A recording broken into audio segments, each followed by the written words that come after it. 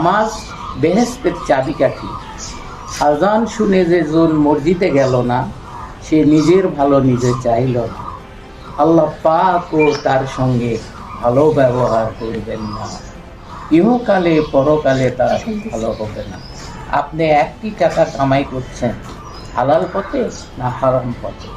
যদি হালাল পথে কামাই করে থাকেন তাহলে সেটার বিচার হবে, এবং হারাম পথে যদি কামাই করে থাকেন তার জন্য আপনাকে হিসাব দিতে হবে। এবং